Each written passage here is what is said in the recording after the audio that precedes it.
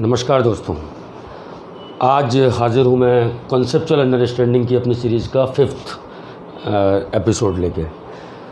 मेरे पास कई सारे क्वेश्चंस आए और आजकल आप देख रहे होंगे कि कंप्यूटर साइंस ब्रांच 80-90% बच्चे कंप्यूटर साइंस ब्रांच की तरफ जा रहे हैं।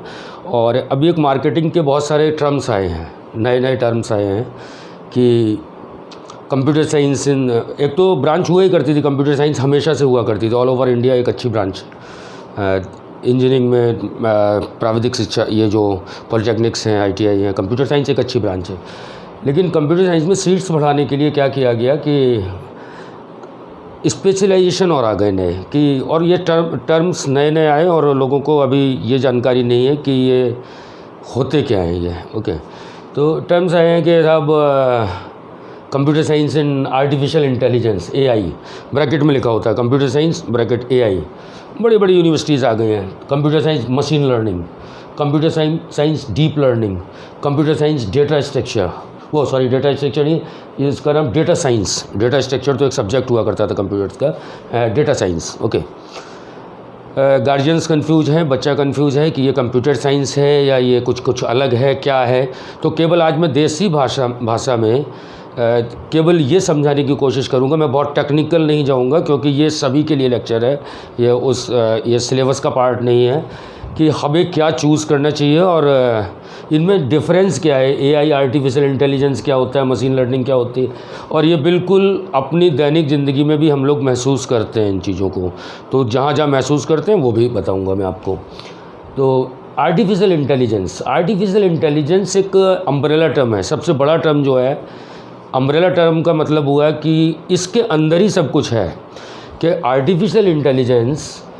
अब देखो, एक डेफिनेशन तो अलग अलग साइंटिस्ट ने अलग अलग दी थी। ये 1950, 52, 53, 54 में लगभग इस टर्म का ईजाद हुआ था, ये टर्म AI आर्टिफिशियल इंटेलिजेंस। इसका मीनिंग था कि technique to enable a machine. ये MC का मतलब मशीन, और मशीन कंप्यूटर्स को ही बोलते हैं। Okay, machine mimic human behaviour. Okay, Turing machine बनाई थी सबसे पहले, और वो आप पढ़ लेना बुक में। ट्यूरिंग मशीन जो थी 1950s में किसी को आइडिया आया था।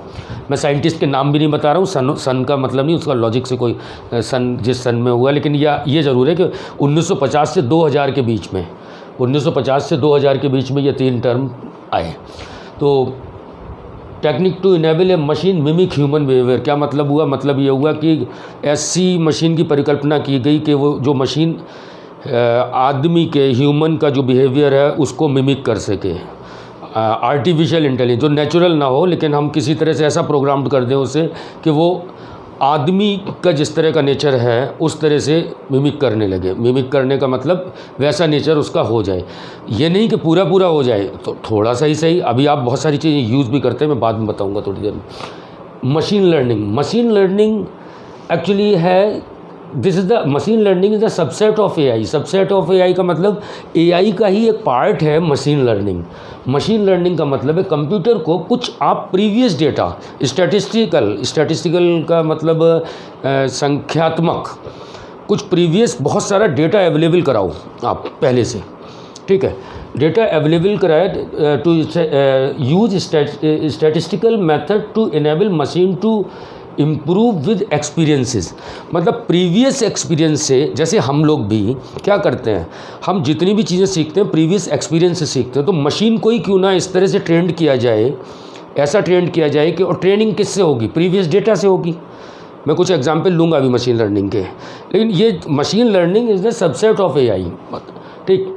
और ये कंप्यूटर से ही रिलेटेड है क्योंकि इसमें जितने भी एल्गोरिथम वगैरह, जो भी पाइथन या जो भी लैंग्वेजेस वगैरह, जो भी मॉडल्स बनाएंगे, वो हम किसी न किसी सिंटैक्स पे लिखेंगे तो वो कंप्यूटर से रिलेटेड होगा, बिल्कुल मशीन लर्निंग पूरी तरीके से। और उसका भी सबसेट है आपका डीप लर्निंग। डीप लर्निंग में क्या है कि हम जो ह्यूमन ब्रेन को पूरी तरीके से मिमिक कराना है मुझे। तो यहाँ हम यूज़ करते हैं मल्टी लेयर का मतलब एक लेयर से ज़्यादा, बहुत बिग डेटा के साथ खेलते हैं, मतलब जहाँ डेटा कम होगा आपके पास पुराना डेटा, वहाँ तो मशीन लर्निंग यूज़ करेंगे। जहाँ ज़्यादा डेटा हो, जिसे हैंडल ना कर पा रहे हो, एक सर्वर या एक पीसी हमारा नहीं कर पाएगा इनको डेटा को हैंडल, तो क्लाउड की परिकल्पना आई। क्लाउड जो अभी आज आप फेसबुक और गूगल ड्राइव वगैरह देखते हैं, तो ये क्लाउड की परिकल्पना है। दूसरा कि ऐसा सर्वर, कि बहुत बड़ा सर्वर कोई हो जिसके अंदर इतना डेटा फीड किया जा सके, जो कि हमारी जो न्यूरॉन्स होते हैं, न्यूरॉन्स ब्रेन के अंदर जो न्यूरॉन्स होते हैं, उनसे रिलेटेड डेटा को, केवल कुछ नहीं है, मशीन लर्निंग का ही सबसेट है डीएल, लेकिन इसका एडवांस वर्जन है डीप लर्निंग। मशीन लर्निंग का एडवांस वर्जन हुआ डीप लर्निंग। ये 2000 में इस नाम की परिकल्पना आई थी, 2000 में आके, अभी 2000 अभी तो नहीं हुआ, आज 2021 हो गए, 20-21 साल पहले डीप लर्निंग का जो नाम पड़ा था कि डीप लर्निंग। तो subset of machine learning, this is the subset of machine learning which make computation of multi layer neural network. और न्यूरल का मतलब होता है हमारे ब्रेन के न्यूरॉन्स से, ठीक है। तो ये अच्छा, डेटा साइंस क्या है? अच्छा, ये सारी ब्रांचेस हैं कंप्यूटर साइंस की अभी, कि कंप्यूटर साइंस इन एआई, कंप्यूटर साइंस इन मशीन लर्निंग, कंप्यूटर साइंस इन डीप लर्निंग, कंप्यूटर साइंस इन डेटा साइंस। डेटा साइंस कहाँ पे फिट बैठता है, ये थोड़ी देर बाद देखते हैं कहाँ फिट बैठेगा। ओके, तो अब मैं एक डायग्राम बना रहा हूँ, बड़ा अच्छी तरीके से समझ में आएगा, उसके बाद बात। तो ये तो आपको बता ही दिया था, वो डेफिनेशन तो हो गई। अब आप इस डायग्राम को देख के बड़ा अच्छी तरह समझ सकते हो कि एक्चुअल में कौन सी चीज़ क्या है, ठीक। आर्टिफिशियल, देखिए ये एक वेन डायग्राम बना हुआ है, ठीक। ये जो सबसे बड़ा वाला जो सर्कल बनाया है मैंने, सबसे बड़ा जो वेन डायग्राम, वो है एआई का, ठीक है। एआई, आर्टिफिशियल इंटेलिजेंस, एक अम्ब्रेला टर्म है। आर्टिफिशियल इंटेलिजेंस के अंदर ही जो मशीन लर्निंग है, एमएल, ये इसके अंदर है और एआई बाहर है, ठीक है। तो फाइनल जो हमारा जो गोल है वो है एआई को प्राप्त करना, आर्टिफिशियल इंटेलिजेंस को प्राप्त करना। हमारा गोल क्या रहेगा? आर्टिफिशियल इंटेलिजेंस को प्राप्त करना। उसके लिए ज़रूरत पड़ेगी किसकी? मशीन लर्निंग की। उसके लिए ज़रूरत पड़ सकती भी, और बहुत सारी चीज़ें, बहुत सारी ऐसी भी चीज़ें हैं कि जो कि मशीन लर्निंग अगर आप नहीं भी जानते हो, उसके ऐसा नहीं हुआ कि मशीन लर्निंग नहीं था जब तक शब्द, तब तक एआई का कुछ भी नहीं बना, ऐसा नहीं था।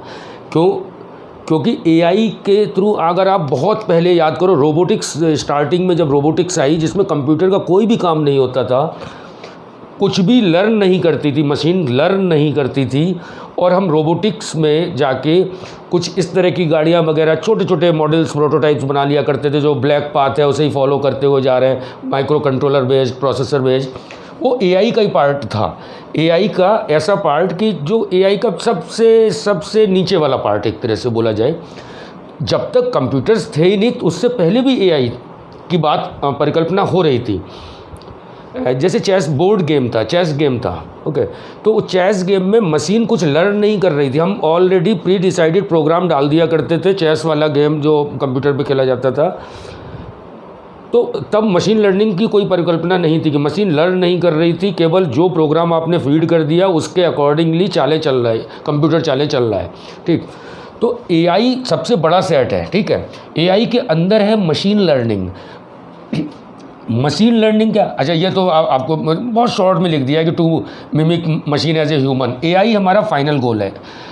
एमएल, मशीन लर्निंग क्या है? Use statistical data to predict new output.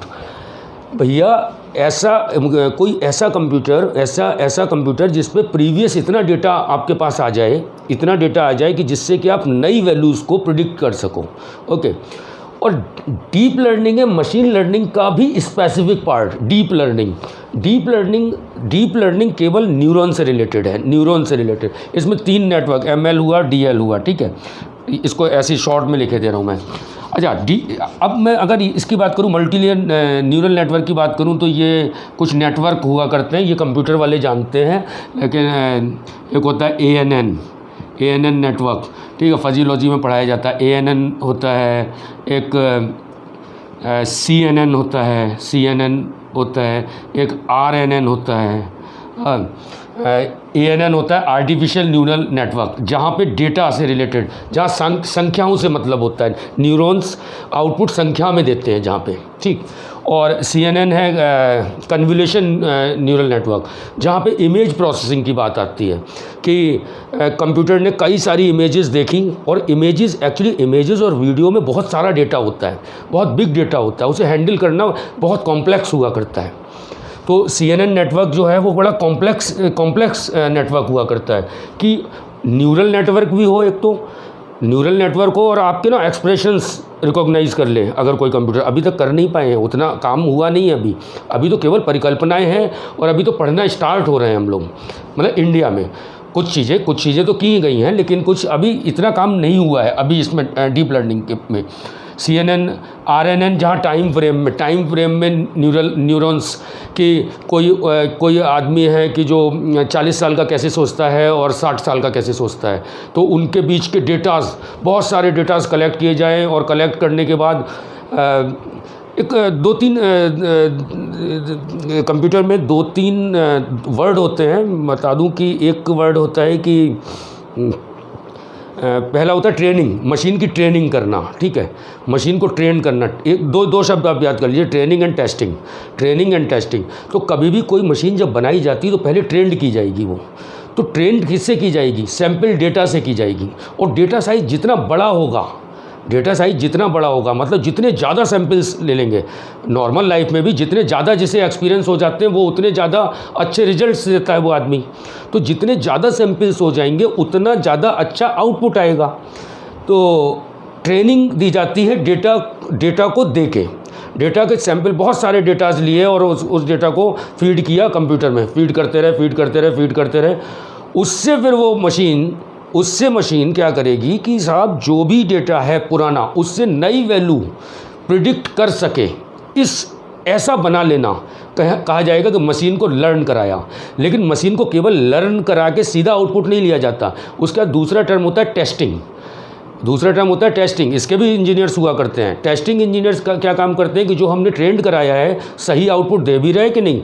और टेस्टिंग भी बहुत मेन इंपॉर्टेंट चीज़ है। अगर टेस्टिंग में सही आउटपुट नहीं आ रहे तो इसका मतलब एरर है, तो दोबारा फिर से ट्रेंड कराया जाएगा।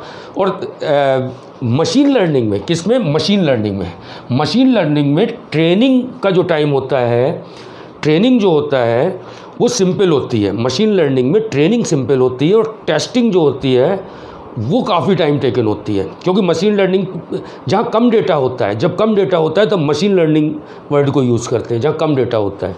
डीप लर्निंग तब यूज़ करते हैं जब डेटा बहुत बिग है, ह्यूज डेटा है आपके पास।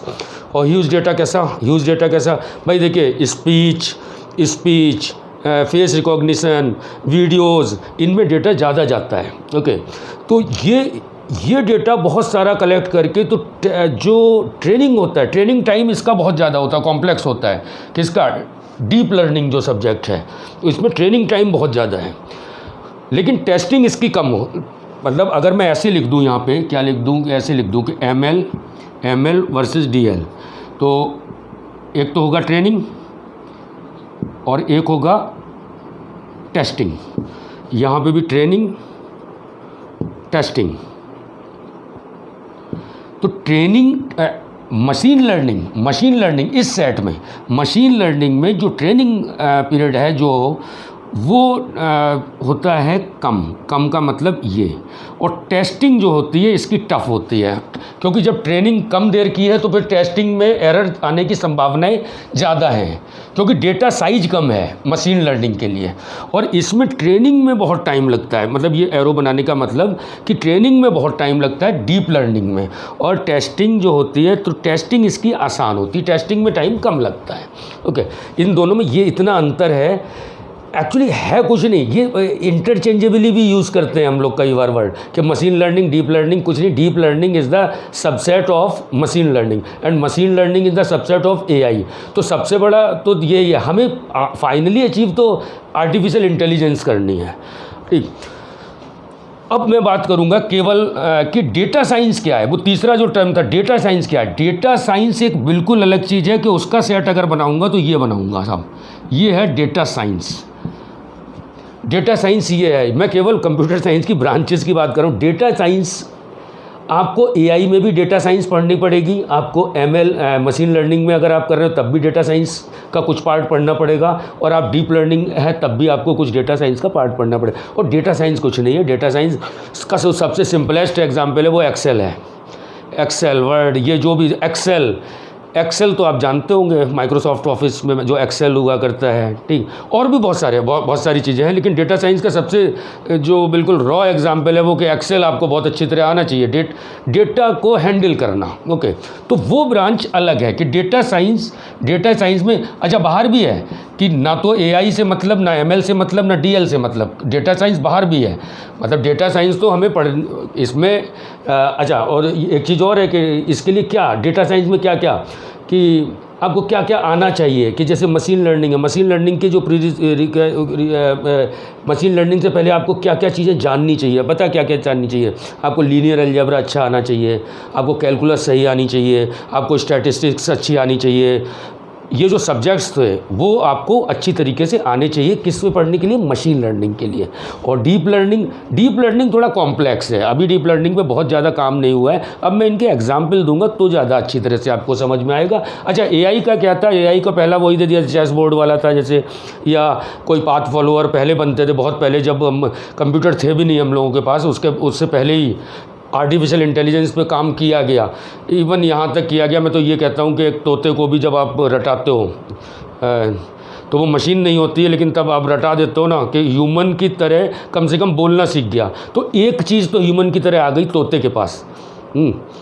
हालांकि वो तोता था, उससे यहाँ पे बहुत अच्छा एग्जाम्पल मशीन का नहीं दिया जा सकता, लेकिन बहुत पहले ऐसा होता था कि जब अब मैं एआई की तो सबसे बड़ी बात ये कहता हूँ, कैसेट रिकॉर्डर जो रिकॉर्डर्स होते हैं, रिकॉर्डर भी इसकी में कोई लर्निंग वर्निंग नहीं होती, लेकिन आप कुछ बोलते हो और आपका रिकॉर्ड कर लेते हो, वैसा का वैसे ही बोलने लगता है। तो ये भी एआई का बिल्कुल रॉ एग्जाम्पल है एआई का, जिसमें ना तो मशीन लर्निंग यूज़ हुई ना डीप लर्निंग यूज़ हुई, केवल आर्टिफिशियल इंटेलिजेंस का एक बहुत छोटा सा कि जैसा मैंने बोला वैसा मुझे खुद रिकॉर्ड होके सुनाई पड़ गया। तो देख लीजिए आप इस सेट तो आपको समझ में आते होंगे कि एआई का ये वाला पार्ट है, तो इसके अंदर मशीन लर्निंग नहीं है। यहाँ क्या है, यहाँ पे एआई भी है और मशीन लर्निंग भी है, ठीक। और यहाँ क्या है, डीप लर्निंग भी है, मशीन लर्निंग भी है और एआई भी है। और फाइनल क्या है, हमें एआई सीखने के लिए एक्चुअल में तो एआई ही सीखा जा रहा है। आर्टिफिशियल इंटेलिजेंट बनाने के लिए मशीन को हमें उनके पार्ट करने पड़ेंगे। जैसे कोई भी सब्जेक्ट आप पढ़ते हो, जैसे मैथमेटिक्स आप पढ़ते हो, ओके, मैथ में आप ट्रिग्नोमेट्री पढ़ते हो, ओके, अगर पूरा मैथ जब करते हो, ट्रिग्नोमेट्री पढ़ते हो, मैथ में अलजेब्रा पढ़ते हो, मैथ में कैलकुलस पढ़ते हो, आप डायनेमिक्स पढ़ते हो, स्टैटिक्स पढ़ते हो, स्टैटिस्टिक्स पढ़ते हो, तो ये क्या है, ये अलग अलग स्पेसिफिकेशन हो गए ना इनके।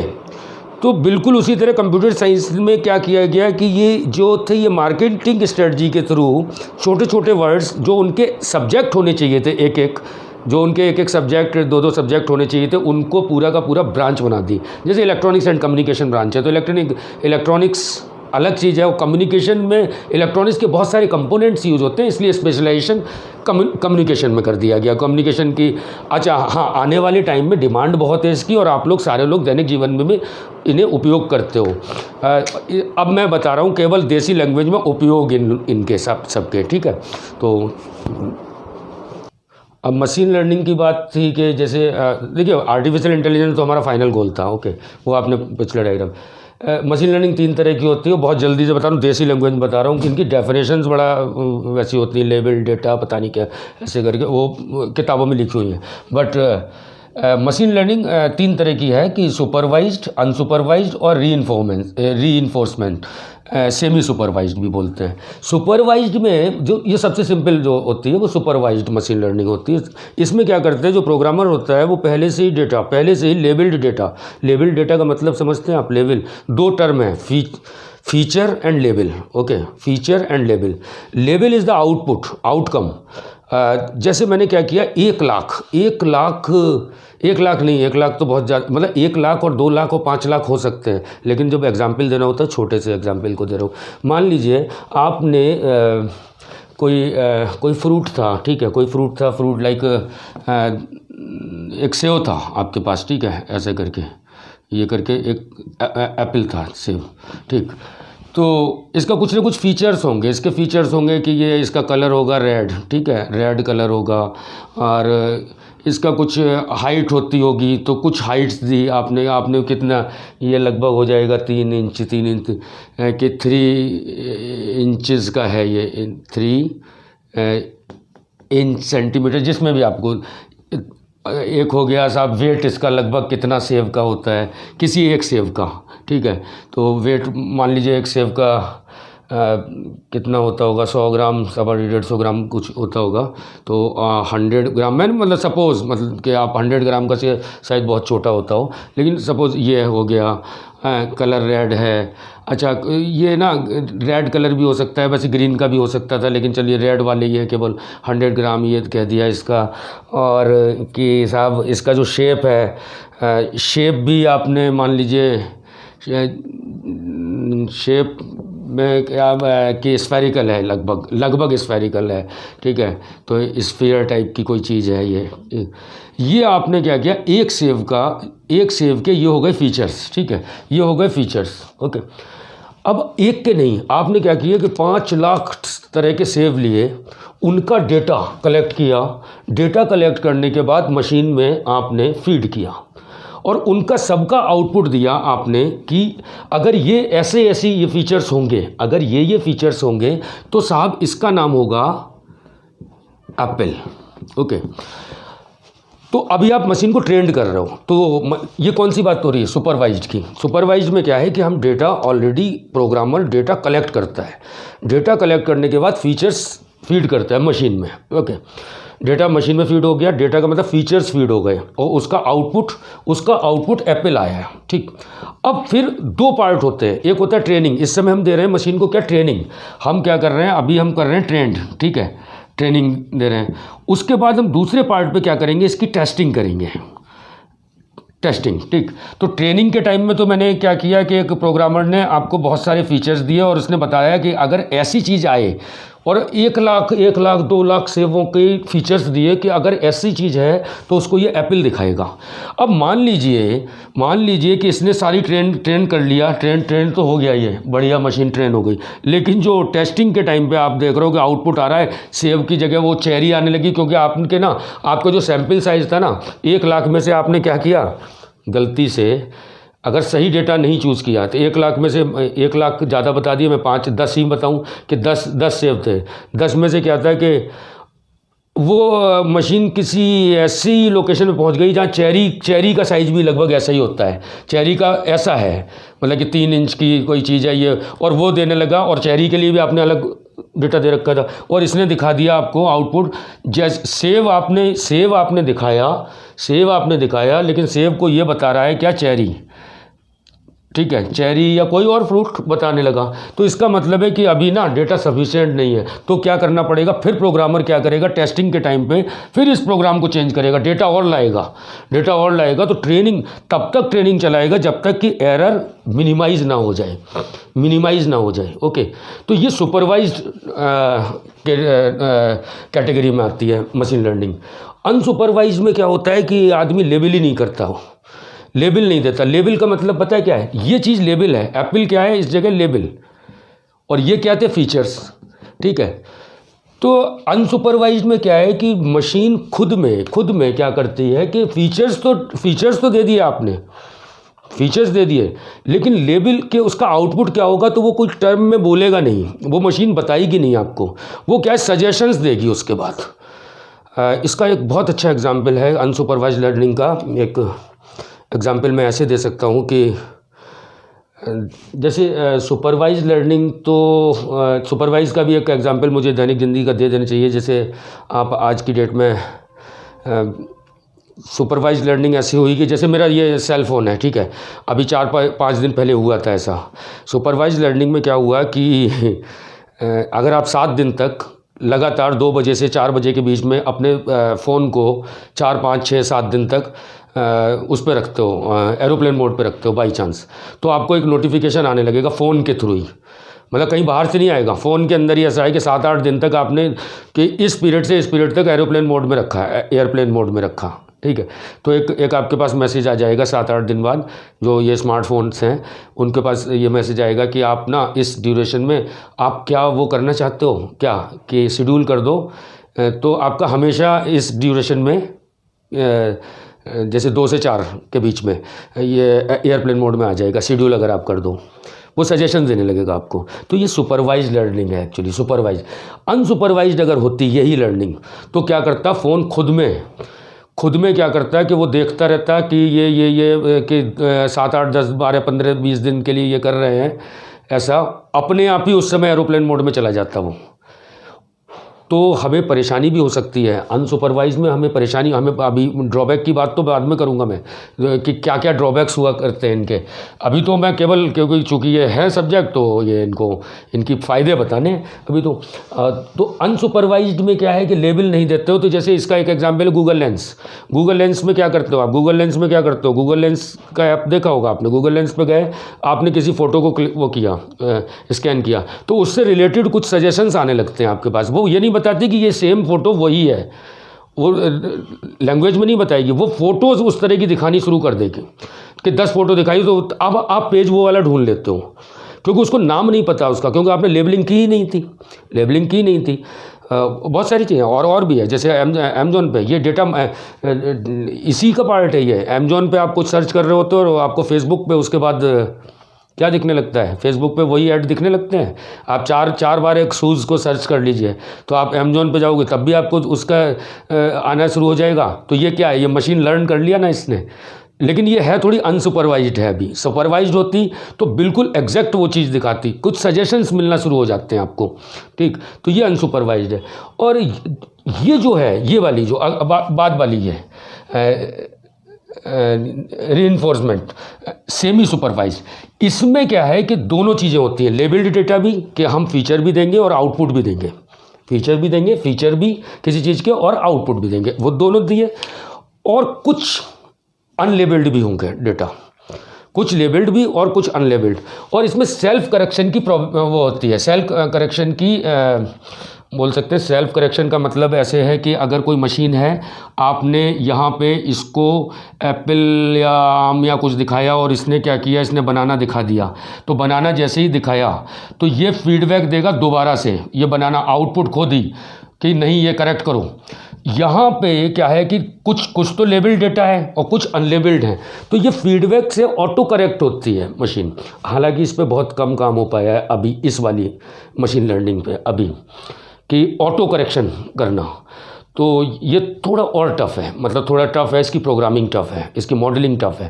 ओके, तो ये होती है सेमी सुपरवाइज्ड। खैर अब मैं ज़्यादा टेक्निकल उसमें नहीं जा रहा, लेकिन इतना ज़रूर है कि इनके ड्रॉबैक। अच्छा, डीप लर्निंग तो अभी बहुत ज़्यादा काम हुआ नहीं डीप लर्निंग पे, वो तो न्यूरॉन से, फजीलॉजी से, न्यूरॉन से रिलेटेड है। तो न्यूरॉन्स पे काम करके अभी न्यूरॉन्स को ही समझना थोड़ा उतना आसान नहीं है। न्यूरॉन्स को समझना, आदमी के ब्रेन को बिल्कुल एज इट इज़ समझना।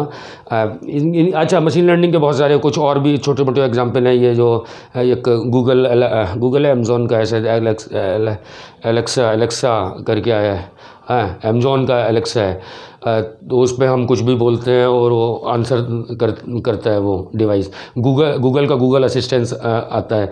तो ये मशीन लर्निंग के ही हैं। और धीमे धीमे ना वो ये आपसे नए डेटाज भी कलेक्ट करता रहता है और आपको उसी तरह के गाने सुनाने शुरू कर देता है। नेटफ्लिक्स हुआ, IMDb हुआ, IMDb पे भी अब आप देखते होंगे कि एक पॉइंट्स, रीइंफोर्समेंट में ज़्यादातर पॉइंट सिस्टम पे ही होता है कि इसमें क्या होता है, ट्रायल एंड एरर होता है। इसमें रीइंफोर्समेंट में ट्रायल एंड एरर, कि अगर सही नहीं आ रहा है आंसर तो इसने दे दिया कि ये मतलब मैंने एक गाड़ी थी जो चला, अच्छा गाड़ी वाला एग्जाम्पल मैंने नहीं दिया, ओके। रीइंफोर्समेंट जो है सेमी सुपरवाइज्ड, ये यूज़ किया गया है अभी जो टेस्ला की या इनकी जो ड्राइवरलेस गाड़ी आई है। तो इसमें क्योंकि कुछ तो लेबल डेटा है, जो ड्राइवरलेस थी ऑटोमेटिक जो गाड़ी है टेस्ला की, तो उसमें कुछ लेबल डेटा का मतलब है कुछ तो चीज़ें ऐसी होंगी लेबल की अगर सामने इतने फिट पे दीवार आ जाए तो साहब इसमें ब्रेक लगने शुरू हो जानी चाहिए, अगर ये हो जाए तो ये। लेकिन कुछ चीज़ें वो अपने एक्सपीरियंस से भी बहुत सारी चीज़ें टेस्टिंग हुई होगी, कैसे कि किस रोड पे वो चल रही है, रोड की कंडीशंस कैसे पता, तो रोड की कंडीशंस कैसे फिर वो गूगल मैप से ली जाएंगी। तो अच्छा, ज़रूरी नहीं है कि आज जिस रोड से वो गुजरी है, आज जिस रोड से वो गुजरी है उस पर कल जितना ट्रैफिक था आज भी उतना ही होगा, तो उसको घुमा घुमा के देखा गया होगा और उसके बाद टेस्टिंग की गई होगी। तो कुछ लेबल्ड डेटा, कुछ तो सुपरवाइज लर्निंग की गई उसकी और कुछ अनसुपरवाइज्ड, उसको चला दिया गया, सीधा चलाया गया और फिर देखा गया कि इस तरह के कुछ फीडबैक मिले कि नहीं साहब इस रोड से सही नहीं है, यहाँ पे आज गड्ढा नहीं खुदा था कल गड्ढा खुद गया है। तो कहाँ से लो फिर डेटा, चलो गूगल से लेते हैं फिर डेटा को, गूगल तो ये इन दोनों का जो कॉम्बिनेशन आया होगा वो होगा। मतलब अभी तो ड्राइवरलेस गाड़ी हालांकि मुझे नहीं लगता कि अभी इंडिया में सक्सेसफुल होंगी, क्योंकि यहाँ का प्रेडिक्शन करना बहुत मुश्किल है। बाकी जगहों पे तो के वीकडे है तो ये होगा, यहाँ तो कभी भी किसी भी दिन कोई भी जुलूस या कोई भी रैली निकल सकती है। तो यहाँ प्रेडिक्ट शायद ना कर पाए वो गाड़ी, क्योंकि और उन रोड्स के लिए बनी है वो कि जिन रोड्स लिए अभी शायद ना आए अभी ड्राइवरलेस गाड़ी। अभी तो हम ड्राइवर वाली गाड़ी अच्छी वाली ले लें, ड्राइवर ही हम बन के सही गाड़ी चला लें, वही है। अब मैं बात करूंगा कि इनकी ये सब फ़ायदेमंद चीज़ें हैं और आने वाले टाइम में बहुत फ़ायदा करेंगी, लेकिन जो इसका ड्रॉबैक होगा उसके बारे में फ़िलॉसफिकल बात करूंगा। और ये आप सुन के ही जाना कि क्या इनका इन मशीन लर्निंग डीप लर्निंग का नुकसान क्या होने वाला है, वो मैं आपको बता रहा हूँ। ड्रॉबैक अब इसके ये हैं साहब, ये फ़िलॉसफिकल बात है। ड्रॉबैक ये हैं कि इस इंफॉर्मेशन टेक्नोलॉजी के ज़माने में जैसे एक एग्ज़ाम्पल लेते हैं कि आप फेसबुक पे अपने फेसबुक बहुत यूज़ कर रहा है, पता है। अच्छा हाँ, एक बीच में भटक गया मैं। फेसबुक है ना, आपने अगर मान लीजिए साइन इन नहीं कर रखा है फेसबुक, पहली बार आप फेसबुक पे पेज बनाते हो, आप सोच के देखना, इस बात को ज़रा सोचना कि पहले दिन आपने साइन इन किया, साइन अप किया ही नहीं है, अब पहली बार फेसबुक पे आप आए हो, पहली बार आते ही आपके कुछ फ्रेंड्स दिखने लगेंगे कि सजेशंस आने लगेंगे, ये फ्रेंड्स आपके फ्रेंड लिस्ट में होने चाहिए। ये आए कहाँ से? ये फेसबुक ने, देखिए वो तो आसान है कि मैं फेसबुक पे ऑलरेडी हूँ, ठीक है, तो मेरा एक फ्रेंड है, उस फ्रेंड का कोई फ्रेंड है तो वो सजेशन में आ जाएगा। लेकिन जब पहली बार कोई भी आया, उसके बाद भी आ जाते हैं, तो कभी लगा आपको कि कैसे आते होंगे? ये क्या है? फेस रिकॉग्निशन है। फेस रिकॉग्निशन है, आप अपनी फ़ोटो डालोगे ना उस पर फेसबुक पे, पहला जैसी फ़ोटो डालोगे तो फेस रिकॉग्निशन यहाँ पे ना उस नेटवर्क का यूज़ किया है थोड़ा सा ना, वो जो मैंने बताया था कि इसमें डीप लर्निंग का हल्का सा यूज़ डीप लर्निंग का भी है यहाँ पे, डेटा माइनिंग का, कि उन्होंने क्या किया कि आपका फेस रिजेंबल करते हुए और भी कुछ मित्र होंगे आपके जिनके साथ आपकी फ़ोटो कहीं और पड़ी होगी, ठीक, वहाँ से वो डेटा माइनिंग के थ्रू देखेंगे कि साहब ये 4 लोगों के बीच में इस तरह का मित्र लग रहा है इनका। ये मैं तब की बात कर रहा हूँ जब फेसबुक आप स्टार्ट कर रहे हो, जिस दिन। बाद में तो आपके सजेशंस के बहुत तरीके हैं कि आप क्या चीज़ लाइक करते हो, किस तरह का सर्च करते हो, तो वो तो फेसबुक आपको सिखाई देगा, मतलब कि आप यही पेज देखो। लेकिन जो पहले दिन साइन करते हो उसके बाद कहाँ से देख रहा है? तो फेस रिकॉग्निशन के एल्गोरिथम भी यूज़ कर रहा है फेसबुक। इवन आपका कॉन्टैक्ट नंबर्स भी, जैसे आप मोबाइल नंबर उसमें डालोगे, डेफिनेटली डालोगे जब, क्योंकि बिना मोबाइल नंबर के तो आपका फेसबुक का अकाउंट एक्टिव नहीं होगा। जैसे मोबाइल नंबर डाला, उस मोबाइल नंबर की कॉन्टैक्ट लिस्ट कहाँ से शेयर है? आपकी व्हाट्सएप भी है, उधर व्हाट्सएप फेसबुक सब एक दूसरे से मिले हुए हैं, उधर से कॉन्टैक्ट लिस्ट निकाली, उनके कॉन्टैक्ट वहाँ पर पड़े हुए हैं, आपके पास आने शुरू हो जाएंगे। तो साहब अब परेशानी क्या है यहाँ पर, कहाँ परेशानी आने वाली है? मशीन कहीं इतना लर्निंग न सिखा दें हम कि हम अनलर्न हो जाएं, क्योंकि मशीन लर्निंग के लिए काम कितने लोग करेंगे? 2% 3% लोग, लेकिन बाकी बचे हुए 2% लोग इस पे काम करेंगे, ओके। लेकिन जो बाकी बचे हुए 98% हैं, वो कहीं मशीन पे इतने डिपेंडेंट ना हो जाएं, और हम लोग हो चुके हैं। आप याद करो कि जब कैलकुलेटर्स नहीं थे तो लोगों को पहाड़े आते थे, टेबल्स आती थी, अपना ब्रेन काम करता था।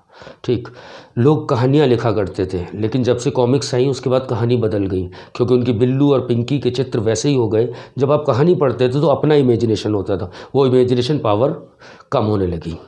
इमेजिनेशन पावर टेक्निकल में तो लगी, लेकिन कितने परसेंट लोगों की? 2% लोगों की, जो लोग टेक्निकल में इधर जा रहे हैं। लेकिन बाकी जो लोगों की जो और इमेजिनेशन पावर थी वो कम होती गई। दूसरी चीज़ कि आप, मैं पॉलिटिकल बात नहीं कर रहा हूँ, लेकिन मैं अच्छा आपसे ये कहता हूँ कि आप गाड़ियों के शौकीन हैं, ठीक है, आपको सबसे अच्छी गाड़ी लगती है, सबसे अच्छी आपको गाड़ी लग रही है कि नहीं, मैं तो साहब भक्त हूँ हिंदुस्तान का, हिंदुस्तान से बहुत प्यार करता हूँ, तो मुझे टाटा की गाड़ियाँ अच्छी लगती हैं। ओके, तो मैं सफारी को सर्च करता हूँ। ओके, उसका जैसे ही आपने सफारी सर्च करोगे, आप सफारी के प्राइस सर्च करोगे तो आपको सफारी के ही सजेशंस मिलना स्टार्ट हो जाएंगे सारी साइट्स पे। ओके, तो हो सकता है सफारी से अच्छी कोई गाड़ी हो, लेकिन आपका ब्रेन ब्लॉक कर दिया जाएगा, इतना ब्लॉक कर दिया जाएगा कि आप अपने को ही सच समझने लगोगे, क्योंकि आप उस ब्रेन से, उस डोमेन से बाहर नहीं, क्योंकि मशीन ने देख लिया, आपको पकड़ लिया है कि आप ये चीज़ लाइक करते हो। मैं और चीज़ें नहीं बता रहा हूँ, लोग किस तरह के पेजेस को देखते हैं, और जैसे भी पेजेस होते हैं, कुछ लोग पॉलिटिकल होते हैं, किसी एक पार्टी समर्थक होते हैं, तो अगर वो उस पार्टी के कुछ 4 पेजेस देखते हैं तो उसी पार्टी से रिलेटेड चीज़ें आनी स्टार्ट हो जाती हैं उसके पास। ठीक है, ये मशीन लर्निंग का ही एक एग्जाम्पल है। लेकिन हुआ क्या उससे कि दूसरी पार्टी की अच्छाइयाँ दिखनी भी बंद हो जाती हैं। अच्छाइयाँ दिखनी कि केवल वही कि जिसका मैं पहले से था उसका और होता चला जाऊंगा उसी का। क्यों? क्योंकि मैं उस पर डिपेंड होना स्टार्ट कर दिया है, ब्रेन लगाना बंद कर दिया है। तो ये चीज़ जो है ये परेशान कर सकती है कि हम बहुत लिमिटेड डोमेन में, बनाया तो वास्ट के लिए था चीज़। मैं तो ये कहता हूँ कि आपने व्हाट्सएप और इस पे जितने भी ग्रुप्स वगैरह देखे होंगे, तो जब भी ग्रुप्स बनते हैं तो लड़ाइयाँ भी बहुत होती हैं, जबकि सोशल होने के लिए बनाया था और एंटी सोशल हो गए। उसके बाद हम लोग एंटी सोशल होते चले गए। दूसरी मशीन लर्निंग की जो परेशानी क्या है, ये तो बड़ा एक फ़िलोसफिकल सी बात है कि अगर आप सूचना जो इन्फॉर्मेशन है, इन्फॉर्मेशन का भरमार है, इस समय भरमार है। कल ही मैं किसी उसका वो पढ़ रहा था, रूमी जी का पढ़ रहा था कि सबसे अच्छा ज्ञान वो होता है कितनी चीज़ों को इग्नोर किया जा सके। ये बहुत पुराने ज़माने में कभी कहा गया था, लेकिन आज इसकी बहुत ज़रूरत है कि हमारे पास जो भी न्यूज़ आ रही हैं, जो फ्लोट हो रही है न्यूज़, जो हम व्हाट्सएप पे पढ़ते हैं या जो हमें पेजेस दिखाई देते हैं, हम उन्हें सच मान लेते हैं और हमको उसमें से क्या इग्नोर, 90% इग्नोर करना इज़ द विजडम। विजडम अलग है, नॉलेज, क्योंकि इन्फॉर्मेशन अलग चीज़ है। इन्फॉर्मेशन गलत भी तो हो सकती है। आज से 15 साल पहले ये कहा जाता था कि इन्फॉर्मेशन कम है हम पे, क्योंकि हम पे बुक्स कम हुआ करती थी, हम लोगों पे, सभी पे, मतलब पुराने लोगों से आप पूछिए कभी कि बुक्स कम होती थी, लेकिन जो होती थी वो बिल्कुल क्लियर इन्फॉर्मेशन, सही इन्फॉर्मेशन हुआ करती थी। इन्फॉर्मेशन ज़्यादा मात्रा में पाना हमारा एम नहीं होना चाहिए, इन्फॉर्मेशन सही पाना। तो सही पाने के लिए ये ज्ञान आना कि कौन सी इन्फॉर्मेशन सही है और कौन सी इग्नोर करनी है। तो केवल 10% इन्फॉर्मेशंस होते हैं आपके पास जो कि सच होती हैं, बाकी तो आपको भ्रमित करने के लिए हो रही हैं। तो ये ज्ञान ये नई पीढ़ी को और आगे आने वाले लोगों को, और ये कमाल किसका है, कौन रहा है? कोई आदमी बैठ के वहाँ यूट्यूब पे नहीं कर रहा है। जब आप कुछ गलत कंटेंट डालते हो अपने आप ही यूट्यूब हटा देता है। वहाँ कोई आदमी नहीं बैठा हुआ है, ये एआई के थ्रू ही हो रहा है, एआई के थ्रू ही हो रहा है, ये मशीन लर्निंग के थ्रू ही हो रहा है। ओके, कि अपने आप ही वो कंटेंट हट जाएगा, तो जैसा आप देखना चाहते हो वही दिखाना शुरू हो जाएगा। ये सब कुछ मशीन्स कर रही हैं।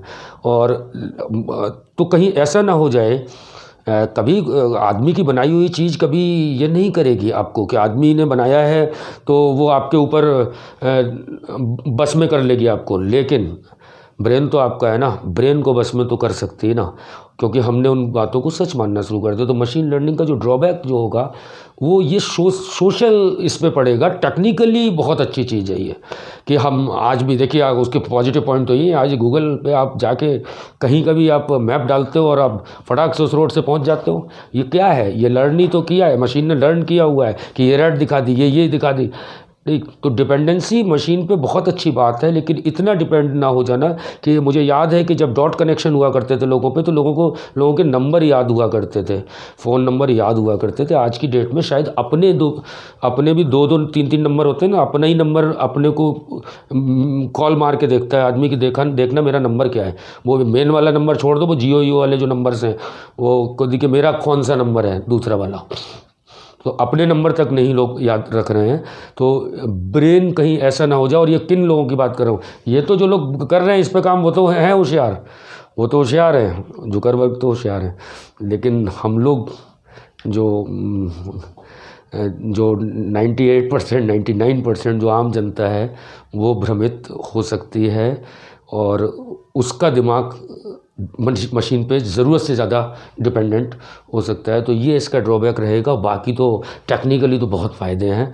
और आने वाले टाइम में ये केवल क्वेश्चन था किसी बच्चे का कि इसमें अंतर क्या क्या है, कि DL EL कुछ नहीं, वो आर्टिफिशियल इंटेलिजेंस के ही सारे पार्ट हैं, ये स्पेशलाइजेशन है उन्हीं के अंदर अंदर अंदर अंदर। ठीक है, तो ये है। और बाकी तो अगले लेक्चर में मिलता हूँ।